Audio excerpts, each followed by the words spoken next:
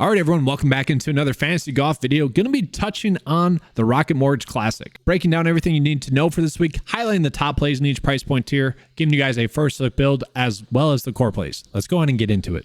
All right, so getting into the Rocket Mortgage Classic, we can see just based off of the average winning score that this is going to be a tournament that is going to be a easier scoring track, which, as we know, and I would say kind of last week echoes that. Last week played a little bit harder than expected. Thus, there was a higher variance to that week, to last week. I think we can expect that once again this week. So what I wanted to do is I wanted to just take a look at last year's results just to see if that held up. And we can see 28 players last year, 8 players missed the cut, and 11 of them finished top 20. 3 of them finished top 5. 3 of them actually finished runner-up. So nice in that sense, but yes, we can see definitely going to be a tournament in which we are going to see some variance to it. Now, in terms of like the betting card, at least we were on the right players. 5 players last year on the betting card here, outright wise, and we can see only 1 miscut, 3 runner-ups. So Tony Finau winning last year was very tilting, but at the same time, I do think it is going to be a week in which it is going to be more difficult to predict the winner, just given the fact that it is a higher variance week. And I sort of think that could further be promoted just by looking based off of the salary. So if we sort by 8K and up, we can see that there was actually 6 missed cuts from those players out of 18 players. So a third of them missed the cut. That's a perfect example of how much variance comes into these events. And just for example purposes of what I mean by that, majors are typically events in which just more easy to predict in terms of which players are going to play well. Only 4 players out of 22 missed the cut. Okay, that's what I mean. That's a perfect example of it. It's just higher variance. A lower scoring event kind of brings the rest of the field into play. Now, that being said, this has been a tournament that has been a little bit easier to predict throughout the years. So as you guys saw last year, I was on Patrick Cantlay, Cameron Young, Taylor Pendrith. They didn't win outright wise, but it was right there, okay? You look at 2 years ago, and this was still the most tilting thing ever for me PGA DFS wise. Cameron Davis made a lucky chip-in eagle to then get into a playoff with Joaquin Niemann and Troy Merritt, who were 2 outright bets for me 2 years ago. They ended up losing to Cam Davis, okay? And then Bryson DeChambeau bomb and gouged his way across this course, as well as Matthew Wolff. What's interesting is you look at the next 2 players, they are definitely more short knockers. Okay, so there are different ways to win this tournament. And then we look at the first year, the long shot bet, Nate Lashley. I wasn't actually on the betting card or anything like that when it popped up. He was a Monday qualifier. He was a perfect example, I guess, though, of just how far along the sports books have come in terms of properly putting out odds. And I don't know, I feel like it's a perfect example because he was a Monday qualifier, but he was someone that just really stood out DFS wise that week. He ended up being a player that, you were just going out of your way to roster just because he was such a good stat fit. And we have a player, and coming in pretty good recent form, we have a player that's going to be a very similar play to him this week as well. So I'm kind of interested to see your guys' thoughts on if you guys are going to like that play. But we kind of know what to expect key stat-wise. I'm going to go out and pull that up here for you guys as well. And so what's interesting about the tournament this week is that there is more than one way to win, it seems like. Just looking at the course overview, we kind of know bent greens or bent fairways, Parkland style course, down Ross track, par 72, normal size length, bent greens. We kind of know all that. But looking at if we look at Tony Finau's win from last year, he did it with good total driving, okay, which is kind of rare. Good stroke gain approach, birdie or better percentage was there. He was scoring on par 5s. That's going to be 2 things that we are going to see echoed. Had a good wedge game and had a good 200-yard plus iron game as well. We look at Cam Davis, a little bit different. His was more ball striking, strokes gained around the green, that lucky chip and eagle that still tilts me today. Okay, we go ahead and look at Bryson DeChambeau. His was more wedge game and also just peppering the greens as well. Didn't have that good a stroke gain approach, but he did pepper the greens as well. That's because his driving distance was there. And then we look at Nate Lashley. His was definitely more ball striking, par 5 scoring, birdie or better. Okay, wedge game as well. Okay, so different ways to win. And so for the key stats, we're going to be looking at ball striking, strokes gained approach, birdie or better percentage, good drive percentage as well. We're also going to be looking at par 5 scoring, strokes gained total, strokes gained tee to green as well as always. A little bit of GERD you could look at, that effective scoring as well. When I'm looking at it, we can see something like Kyle Morikawa, Tom Kim, those are going to be good stat fits. Kevin Yu popping up, Dylan Wu, Bhatia, Tony Finau. It's just a mixed bag of good stat fits. We got Rickie Polzin as the 5th best stat rank play. Hideki, the 7th best stat rank play. Aaron Rye, Dylan Moo, and then some kind of interesting names popping up in there. I guess it's no shock that we have someone like Nate Lashley popping up in there as well, but it's a weird week. It's going to be a tough week, and I'll touch on that throughout this video, just given the player pool that we have. So players coming in with the best course history. A lot of these golfers are going to have one start. Taylor Pendrith, Taylor Moore, Tom Kim. We got Matt Wallace with 2 starts here, a 10th and a 12th place finish. Chris Kirk, 17th, 12th, 21st.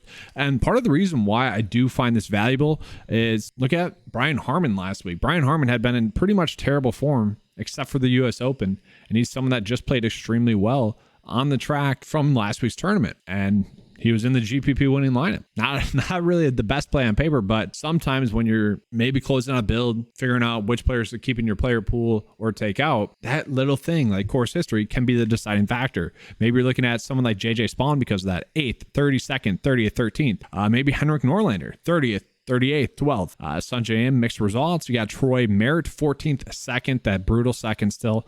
8th and missed cut. Scott Stallings has played extremely well at this track. Okay, so we are going to have some interesting plays to be on this week. Let's go ahead and take a peek at recent form because I think that might be the number one thing that we default to this week. And Rickie Fowler coming in the best recent form in the field. No real shock there. My first time not rostering Rickie Fowler, it seems like in a long time, was last week. I was just worried about possibly the US Open hangover. If we looked at course history, that was the one track in which he had really kind of struggled. That didn't seem to matter. Okay, he brought his A game again, and honestly, he is probably going to be someone we're looking at just all over the place this week. He's a perfect play. Hideki popping up in there. Continues to play well. Produced a top 10 result last week, which was a little bit better than what he had previously done. I've been mentioning this a lot. It's like Hideki has been someone we can kind of trust to give us some good results, a top 30 finish. It's just kind of surprising that he hasn't had that pop week. Well, that finally happened last week. We got Austin popping up in there as well. And that should tell you just how much the quality of the field drops off. Thomas Dietrich, then we got Tony Finau. I mean, it gets bad fast. I mean, we've got Mark Hubbard pulling in some good recent form. Keegan Bradley obviously just won, but prior to that, a miscut, a little bit struggling there. It gets ugly fast. Let's just put it that way. It gets ugly fast recent form wise, which is going to make it difficult in terms of builds. Okay, let's go ahead and take a peek at the specialists. And so the specialist data, as most of you have come to know by now, is data that we're pulling in for that course. Okay, the unique data points for that course designer, location.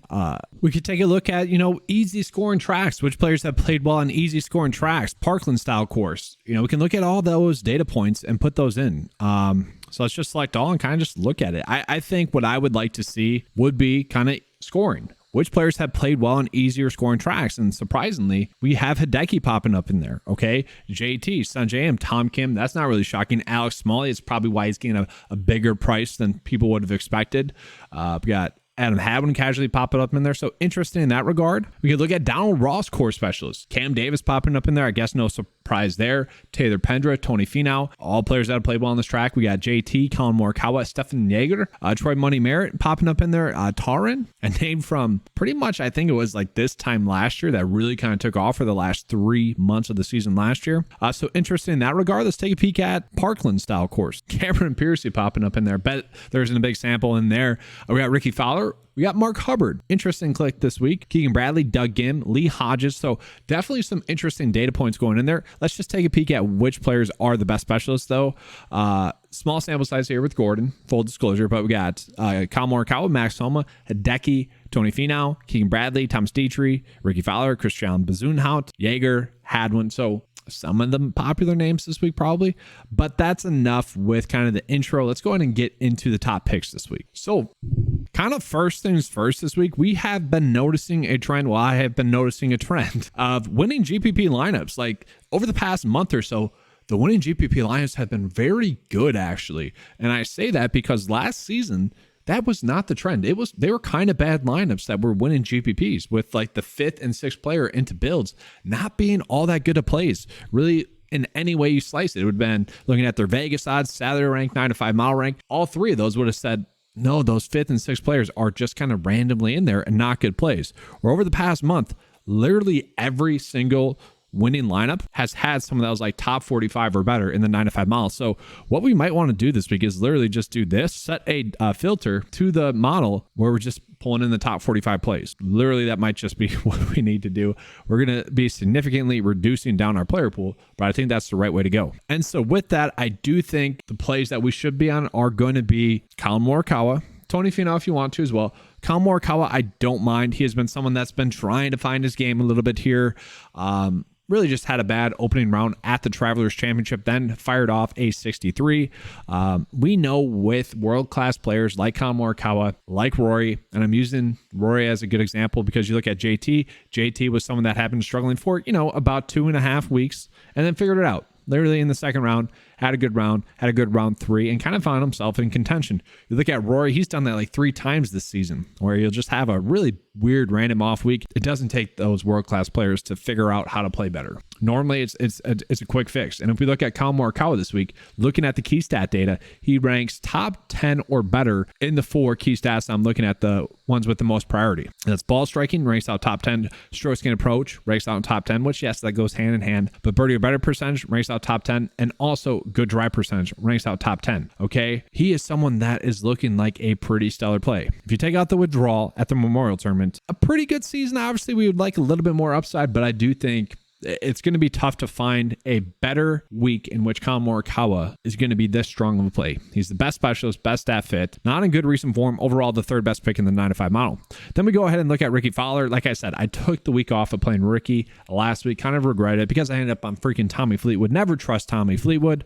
You would think I would have learned that by now. Actually, I don't really play Fleetwood that much. He was popping. I don't find that a mistake. Just didn't work out. But we look at Rickie Fowler this week. He had a really strong week last week, okay? Played well at the U.S. Open, as we know. Played well at the Memorial Tournament. I mean, he has the best recent form in the field. It's no shock that he's a good play. Course history-wise, missed the cut last year, 32nd, 12th, 46th. I personally think, or you would think, that they would have chose this course with Rickie somewhat in mind because he was their big brand sponsor. You would think.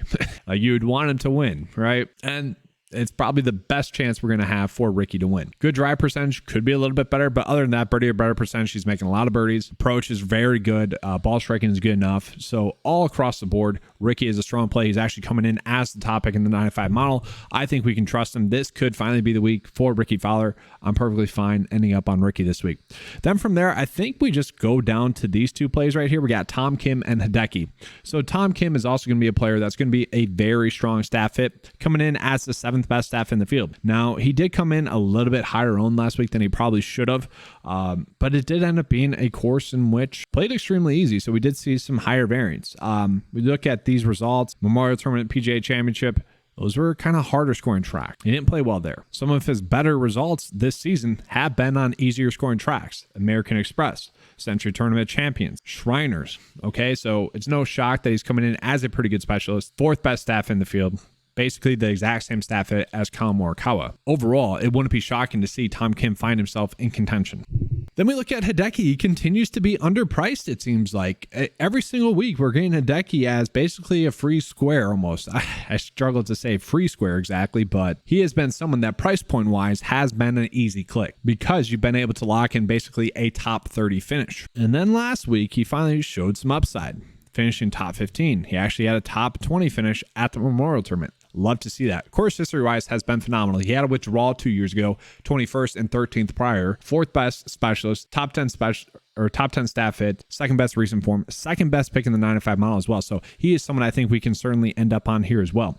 Keegan Bradley would be an extremely good play. I'm just a little bit worried about him as a play this week, just coming in off of the victory. He is coming in as a top 5 pick in the 9 to 5 model though. Let's go and drop down into the mid-tier. So mid-tier wise, Jaeger is going to be a pretty easy click, I would say. Jaeger is someone that finished 5th at this tournament last year. He's coming in as a top 10 specialist. Course history-wise, he does have a 5th and a missed cut, but the missed cut was 4 years ago. We don't really care about that. Stat fit-wise, could be better. That's going to be the worry, okay? 24th best staff in the field. Nothing too alarming across the board when we're looking at the stat fits, but would like that to be better, okay? He's coming in the 9th best recent form. Overall, a 15th pick in the 9 to 5 model.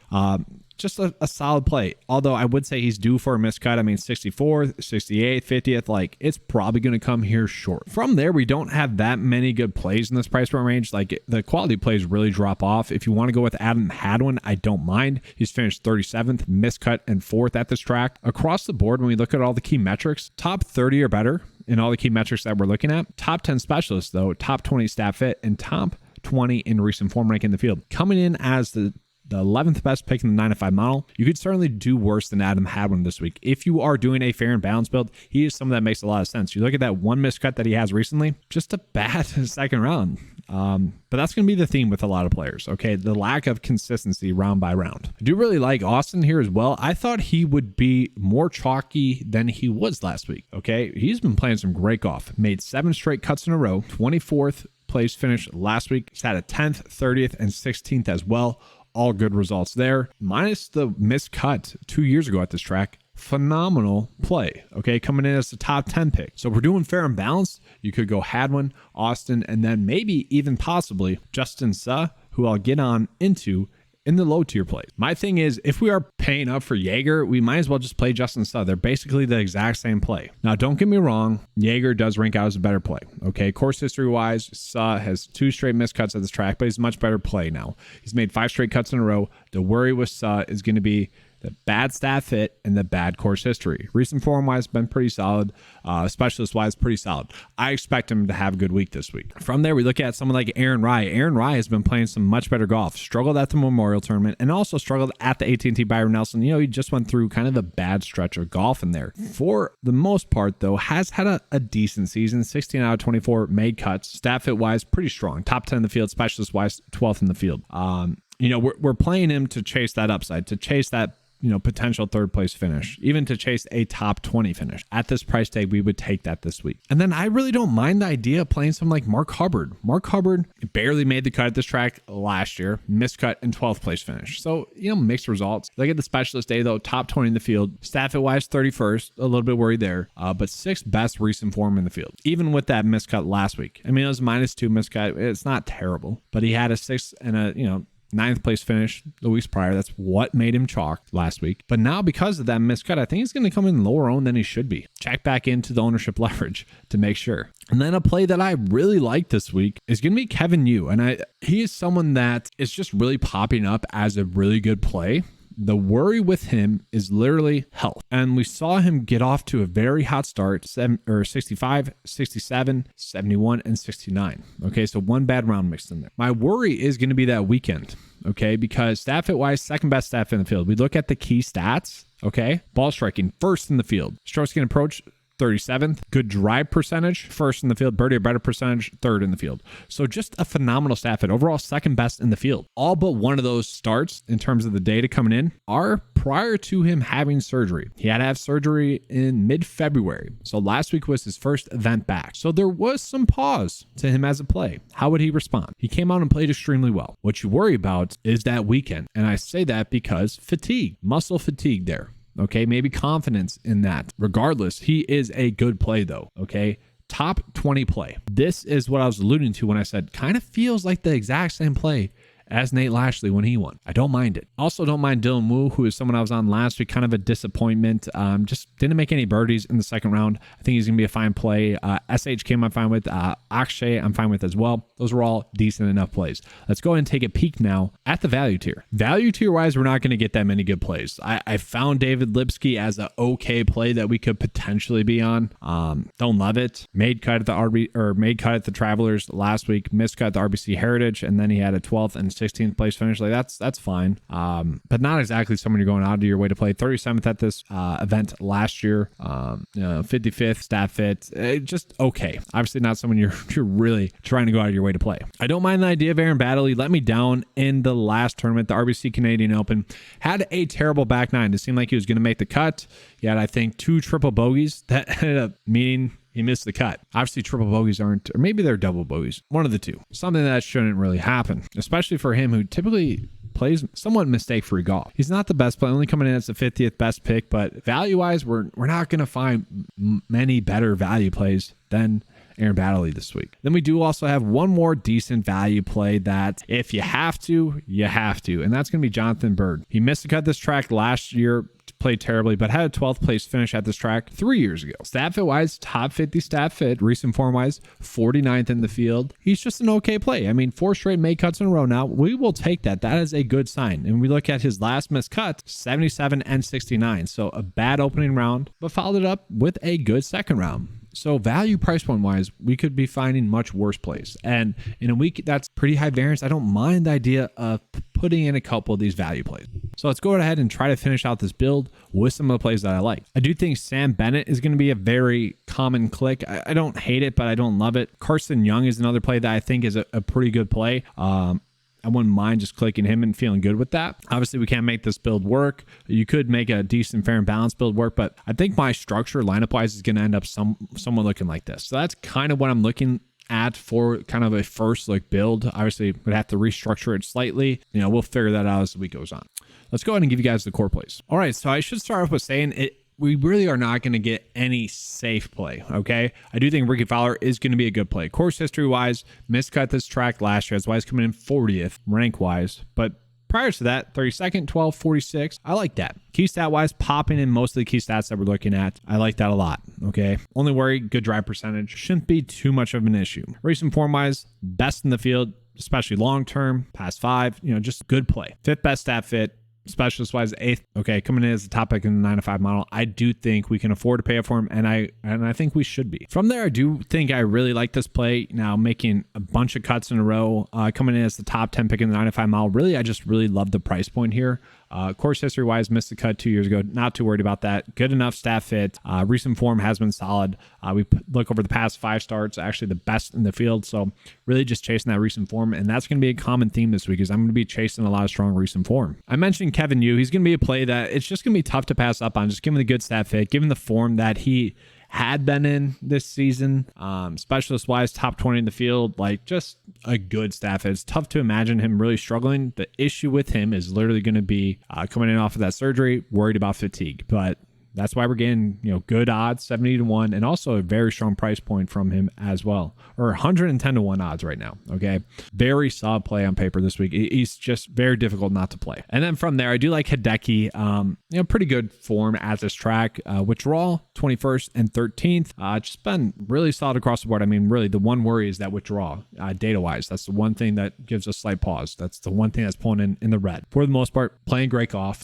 A play that we can trust, right? A lot of safety in Hideki as a play. Price point's pretty cheap as well. Can you continue to hammer that price? But that's going to be it for this week's video. Hopefully you enjoyed the coverage. Make sure to give a like and subscribe if you did. If you guys want to join 9-to-5, you can. It is going to be $10 a month. Best value in fantasy golf. Best value out there. Take advantage of it. Got a lot of tools out there. Ownership leverage, showdown, content, tools, props tools, free ball betting, the betting page, which shows you the best average odds, lineup builder, all for $10 a month. All right. Thanks for watching. Let's have a good day. And as always, let's keep cashing.